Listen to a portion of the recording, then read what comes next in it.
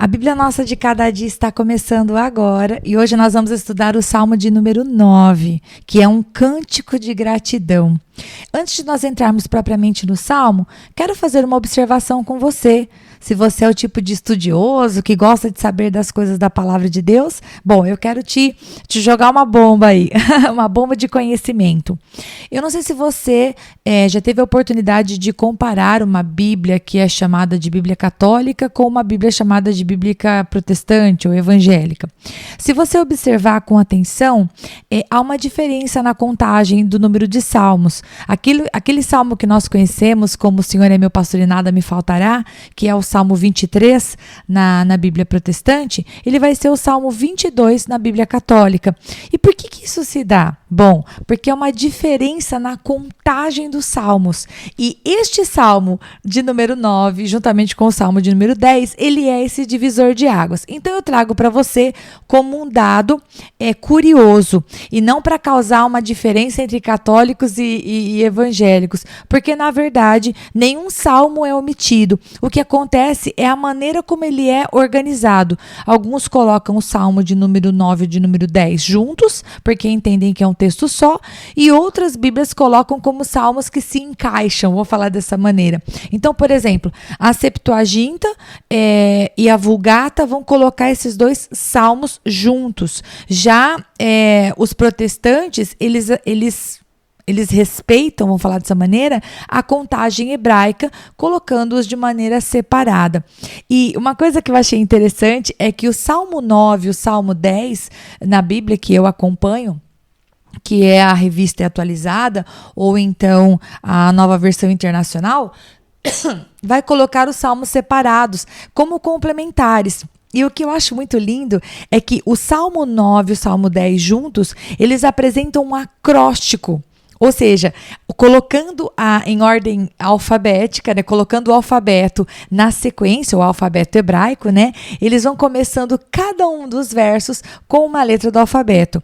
É um acróstico parcial, tá bom? Não é um acróstico total, porque não estão presentes ali todas as letras. Mas se você gosta de saber, o Salmo 9 tem a maioria das letras, né, das primeiras 11 letras do alfabeto hebraico.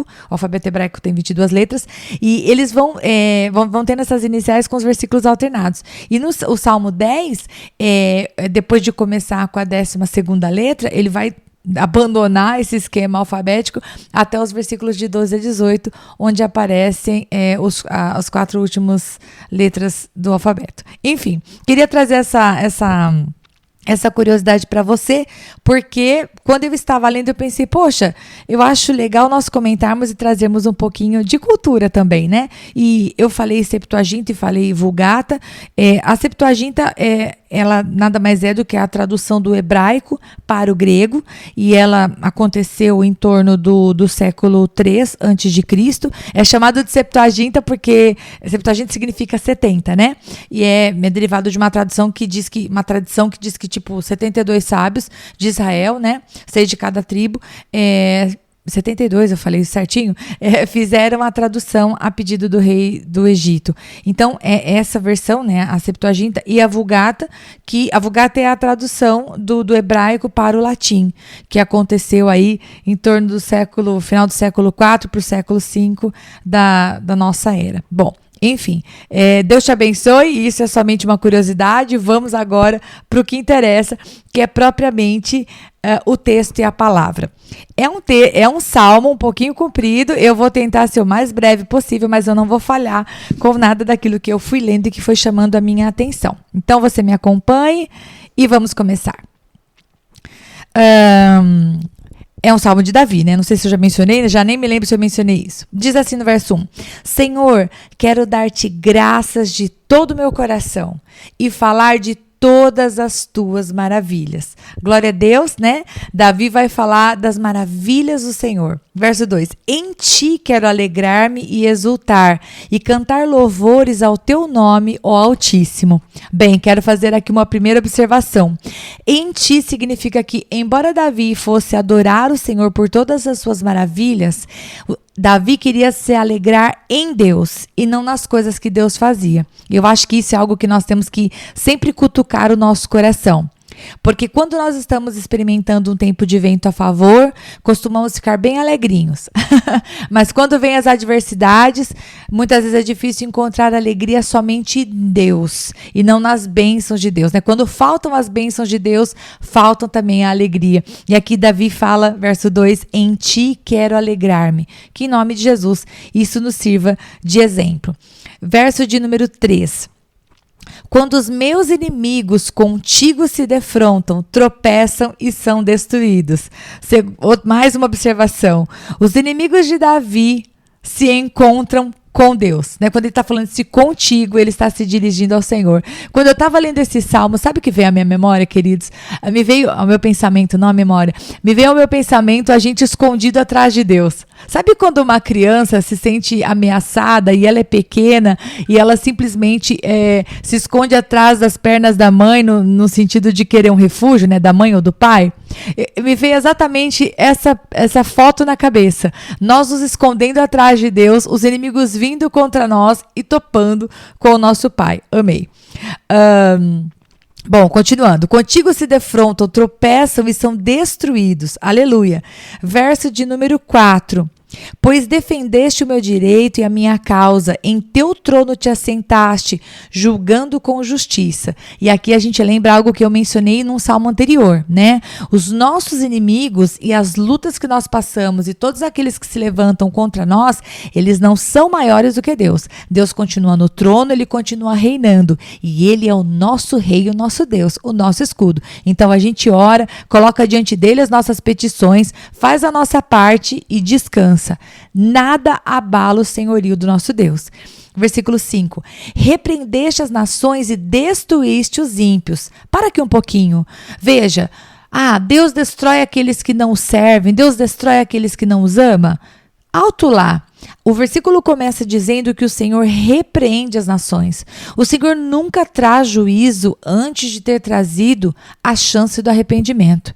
Tudo aquilo que abate uma nação, um povo, alguém que resolveu deliberadamente não caminhar com Deus, fez isso com consciência. Fez isso tendo o direito de escolha, porque o nosso Deus não é injusto. Nunca esqueça disto. Continuando, metade do versículo 5. Para todo sempre apagaste o nome deles, ou seja, tirou a honra, né? Verso 6. O inimigo foi totalmente arrasado para sempre. Desarraigaste as suas cidades, já não há quem delas se lembre. E aí ele continua. O Senhor reina para sempre. Estabeleceu o seu trono para julgar. Ele mesmo julga o mundo com justiça. Governa os povos com retidão. O Senhor é refúgio para os oprimidos, uma torre segura na hora da adversidade. Aleluia. E quando eu estava vendo esse versículo, me veio à mente João 10. Eu vou ler com vocês o versículo de 28 a 30. Olha o que diz. Eu lhes dou a vida eterna, jamais perecerão, e ninguém as arrebatará da minha mão. Aquilo que meu Pai me deu, quem está falando aqui é Jesus, né? Aquilo que meu Pai me deu é maior do que tudo, e da mão do Pai ninguém pode arrebatar. Eu e o Pai somos um. Jesus e o Pai são um. E eles têm concordância em algo, né? Aquilo que o Pai deu, ninguém pode tomar. Então, se nós estamos aqui nessa torre segura, na hora da adversidade, se nós fazemos do Senhor o nosso refúgio, se nós nos escondemos atrás das pernas do Senhor, né? Como uma criança se esconde atrás das pernas da mãe ou do pai, nós podemos ter a confiança de que estamos seguros, estamos protegidos. E ainda que haja adversidade, porque veja, está dizendo aqui no final do versículo que ele é uma torre segura na hora da adversidade. Não necessariamente o Senhor impede as adversidades de acontecerem, mas ele nos traz amadurecimento diante delas. Versículo 10. Os que conhecem o teu nome confiam em ti. Pois tu, Senhor, jamais abandonas os que te buscam. E eu quero fazer uma observação. Eu estava lendo um livro, né, a respeito dos Salmos, e eu vi uma frase que eu gostaria de de ler para você, que diz assim: a fé enfrenta o futuro sem medo, porque se baseia em um passado que testifica da fidelidade e do poder do Senhor. Eu acho isso muito legal, porque a nossa fé não é algo infundado. Quando nós lemos a Bíblia, a gente vai fortalecendo a nossa fé, porque nós sabemos que o mesmo Deus de ontem é hoje e será eternamente. O que Deus fez para um homem, para um povo, pode fazer por nós. Ele é o mesmo Deus. Então essa nossa fé, essa nossa confiança é que nos fortalece e nos põe de pé para enfrentar qualquer adversidade, sabendo que nós não estamos sozinhos, principalmente quando diz aqui: pois tu, Senhor, jamais abandonas os que te buscam, e nós buscamos o Senhor, em nome de Jesus. Verso 11: cantem louvores ao Senhor, que reina em Sião, proclamem entre as nações os seus feitos. É muito bom a gente falar daquilo que Deus fez, né? Fez e faz e fará. Aquele que pede contas do sangue derramado não esquece. Ele não ignora o clamor dos oprimidos. E aqui a gente poderia lembrar do sangue de Abel, por exemplo, que a palavra de Deus fala que clamava da terra, né? Deus, ele não se esquece. Ainda que haja uma injustiça, ainda que haja o derramamento de um sangue inocente, ainda que haja situações que no tempo presente o juízo não chegou, a verdade é que o justo juiz julgará. Né? O que parece que ficou muito bom aqui na terra, porque os culpados não foram punidos pelo seu erro, na verdade, é só uma questão de tempo, porque todos nós compareceremos perante o tribunal de Cristo e vamos enfrentar, né? Vamos ter que encontrar o Senhor e enfrentar as consequências daquilo que fizemos através da nossa vida, né? Das escolhas que tomamos. Verso 13, misericórdia, Senhor, vê o sofrimento que me causam os que me odeiam. Salva-me das portas da morte, para que junto às portas da cidade de Sião eu cante louvores a ti e ali exulte em tua salvação. Só um momento, a gente vê aqui no versículo 13 e 14 que embora Davi estivesse proclamando a grandeza de Deus e adorando o Senhor, na verdade, ele estava vivendo um momento de sofrimento, né? A gente vê ele virar para o Senhor no versículo 13 e falar assim: vê o sofrimento que me causam. E, por favor, Senhor, me ajuda, faz alguma coisa, tenha misericórdia. E para quê? Qual que é o motivo disso? Porque ele quer estar diante das portas de Sião cantando louvores a Deus. Esse é o coração do servo, né? Ele quer se alegrar no Senhor, então ele pede: Pai, tira essa tristeza de mim, porque eu quero continuar cantando e na tua presença, né, me alegrando em ti. Versículo 15, caíram as nações na cova que abriram, os seus pés ficaram presos no laço que esconderam. E se você gosta de estudar, anota aí, Salmo 7,15. Nós acabamos de ver um outro versículo que faz relação a isso, né? Aqueles que cavam o buraco, caem eles mesmos dentro desse buraco. E nós falamos, inclusive, eu falei com você no dia do podcast do Salmo 7, a respeito da história de Ramã, né? Volta lá se você não ouviu, tá bom? Escuta o Salmo 7 que tá lindo. Verso 16, o Senhor é conhecido pela justiça que executa, os ímpios caem em suas próprias armadilhas. Veja que o juízo de Deus muitas vezes não é ele mirando, né, a sua flecha para castigar, mas é simplesmente o ímpio se enforcando com a própria corda que ele planejou para o outro, né? Ele cai na sua própria armadilha. Verso 17, voltem os ímpios ao pó, todas as nações que se esquecem de Deus. Bom, a morte, como nós vimos em Eclesiastes com Salomão, a morte é o fim que vai levar todos nós para aquele momento de enfrentar a realidade, né? Aqueles que gozaram de uma vida aqui, escolhendo não fazer a vontade de Deus, viver a sua vida segundo o seu próprio querer e tendo como Deus o seu próprio umbigo, um dia se encontrarão com o Senhor dos Senhores, que está sentado no trono e julga todas as coisas.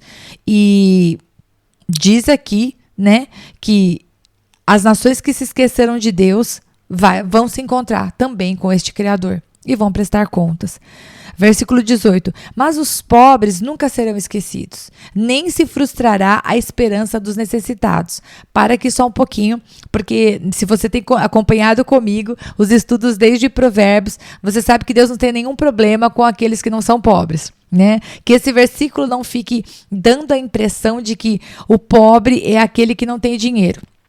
né? Porque existe muito pobre e orgulhoso, e o Senhor resiste à soberba. A gente já aprendeu isso na palavra de Deus também.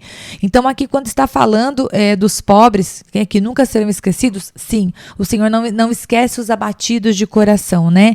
E aqueles que são quebrantados, eles vão encontrar o Senhor, porque a justificação não vem da pobreza, né? O pobre não é salvo imediatamente, ao contrário, né? Ele não é um coitadinho. Nós sabemos que a salvação é pela fé. Então o Senhor está dizendo aqui que os quebrantados, eles não serão esquecidos, né? Aqueles cujo coração se inclina para a fidelidade e para a piedade. E aí, verso 19, levanta-te, Senhor, não permitas que o mortal triunfe, julgadas sejam as nações na tua presença. Para aqui, quando eu li isso, eu me lembrei que eu disse para vocês, eu acho que eu disse isso no podcast, agora eu já não sei se eu falei isso em oração com Deus, ou se eu falei isso no podcast, acho que eu teria que voltar para ver. Eu disse assim para o Senhor, não sei se disse isso perto de vocês, mas eu disse, Pai, se o Senhor falar mais uma vez aqui nos Salmos, levanta-te, eu vou fazer um estudo sobre essa expressão dentro do livro de Salmos. Portanto, eu estou presa pela minha palavra, eu vou preparar um estudo desse tipo e eu trago para vocês em breve. Quero saber quantas vezes os salmistas disseram para o Senhor, Pai, levanta-te, julga a minha causa, Senhor, vem em meu socorro, eu preciso saber disso. E você vai saber junto comigo. Continuando o verso 20, que é o último verso do capítulo do Salmo 9. Infunde-lhes terror, Senhor. Saibam as nações que não passam de seres humanos. E aqui Davi pede que o Senhor traga para as nações o juízo. Que eles saibam que, embora eles se engrandeçam e sejam aí detentores de poderio, de armas, de exércitos e de, vamos dizer assim, de tudo aquilo que o homem pode prover com a sua mão, Deus pode infundir terror. Deus pode destruir a glória das nações com um estalar de dedos, né? Então, vemos esse salmo de louvor declarando do início ao fim a soberania do Senhor, o seu poder, a autoridade de Deus de fazer o que Ele quiser, porque Ele é o Deus Todo-Poderoso. E eu te espero no salmo de número 10, se Deus quiser. Deus te abençoe.